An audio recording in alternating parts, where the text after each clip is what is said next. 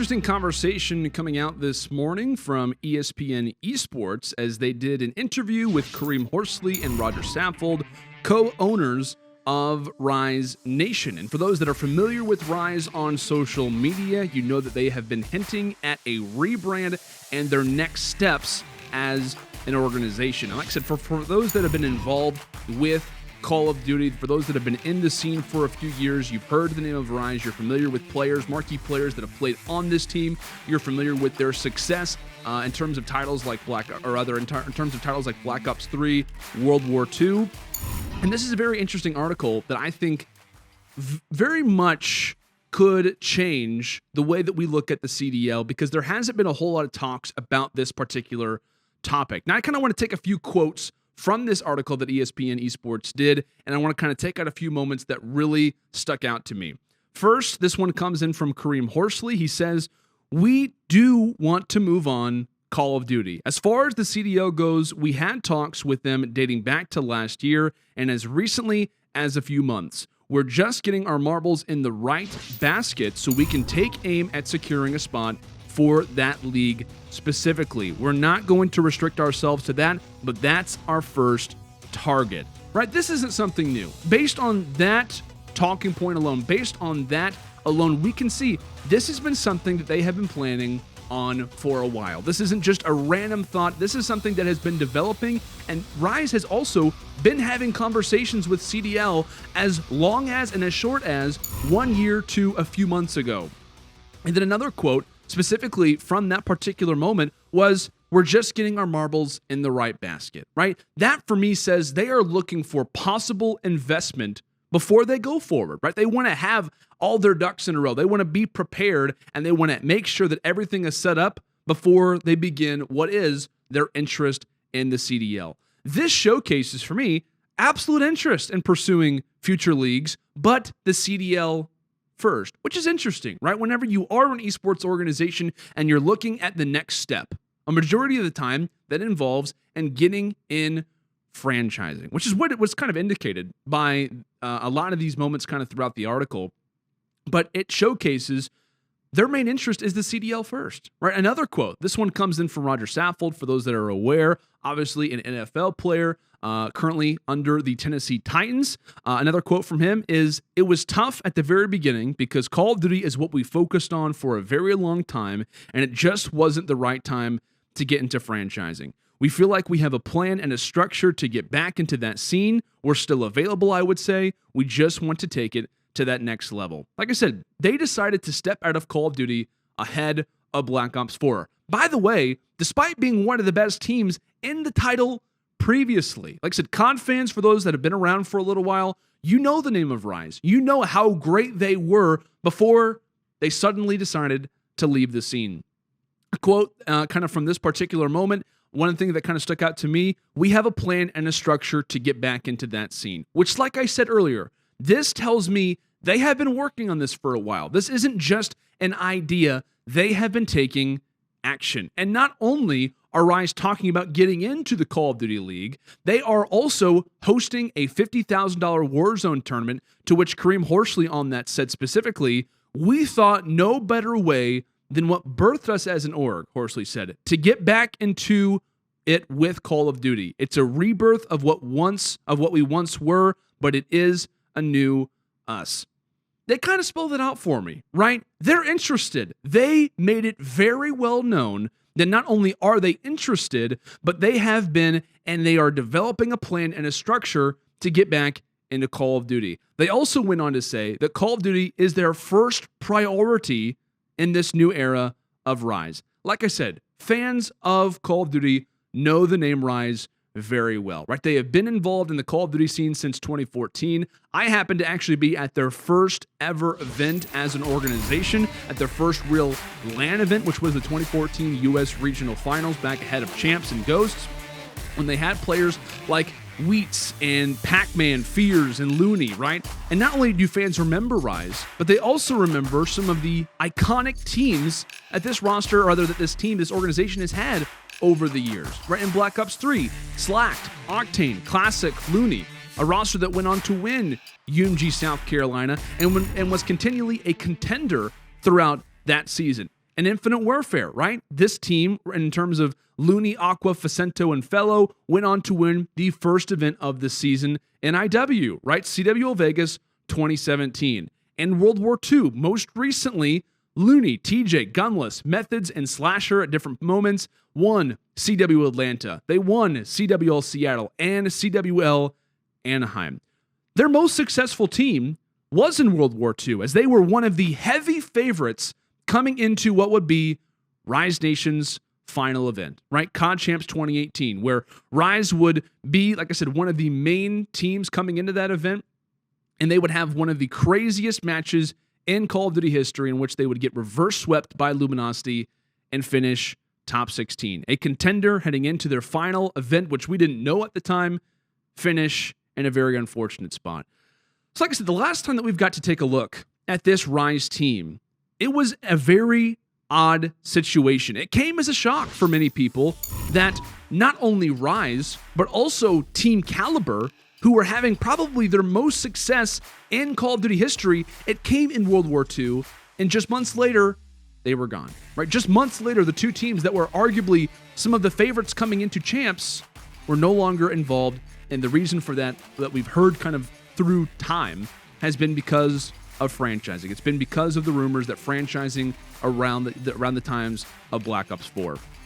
And this is kind of interesting because this is really the first time that we've had the ability to hear about expansion. Because for those that have been familiar with the Overwatch League, right, in the first season, they went from 12 teams, then into the next season, they had 20, right? This is really the first time that we have had the ability to hear about expansion. And this is by far the first time we've heard an organization specifically say, hey, we want into the Call of Duty League, right? Our next desire as an organization is to be involved with franchising. Now, one thing that I want to keep in mind as well is not only do Rise want to get back into franchising, if they do, they would be in a very interesting position because there have been a lot of organizations so far in the CDL that have entered into COD who don't have a background, right? Who don't have an esports background or don't necessarily have a specific Call of Duty esports background, and they've been criticized, right? There have been a lot of players, a part of a number of different teams, who have said or have been fined for a number of different reasons, complaining about franchising, rather kind of complaining about their specific team. And the one interesting thing for me is that World War II roster that was looked upon at times that it could be a dynasty, the roster who went out at COD Champs 2018, that roster could be a possible option, right? When you look at Rise's future, the way that they are currently looking at franchising, they're in a unique position because they have relationships, right? First player that could be available, Looney, benched by the Ultra right now, spent nearly 4 years under Rise throughout his career. He won them all 5 of their organization's major championships. 2 players that are currently in by no means a great position, Slasher and TJ, right? Without question, OGLA has been the biggest disappointment so far throughout the first year of franchising, right? Just underwent one of the worst losses of the season. They're currently not happy because of internal problems, plus practice is also not seeming to occur. There's been a lot of different kind of Twitter posts that Slasher has made in terms of, is he interested in making a change, right? Kenny has gone on to say that this team isn't practicing. OGLA looks to be a ticking time bomb. Another player that was involved in that World War II team was Gunless, right? Benched by the Huntsman because of internal problems. The Huntsman decided to bench him after personality clashes.